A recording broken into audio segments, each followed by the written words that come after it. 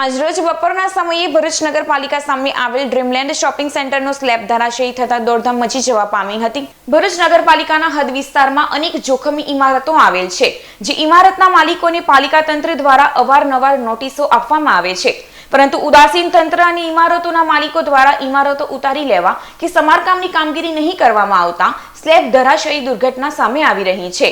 ત્યારે આજ રોજ ભરૂચ નગરપાલિકા સામે આવેલ ડ્રીમલેન્ડ શોપિંગ સેન્ટરનો સ્લેબ ધરાશયી થતા દોડધામ મચી જવા પામી હતી.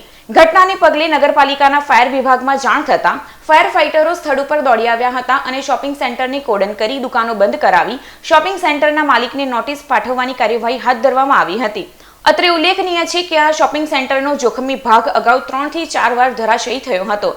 ત્યારે તંત્ર શું કોઈ મોટી દુર્ઘટના સર્જાય તેની રાહ જોઈને બેઠી છે તેવા સવાલો ઉઠવા પામ્યા છે. આ શોપિંગ સેન્ટરમાં વ્યવસાય કરતા દુકાનદારો અને દુકાનમાં ખરીદી કરવા આવતા ગ્રાહકોના જાનમાલને નુકસાન થશે તો તેના જવાબદાર કોણ તેવા પણ સવાલો ઉઠ્યા છે.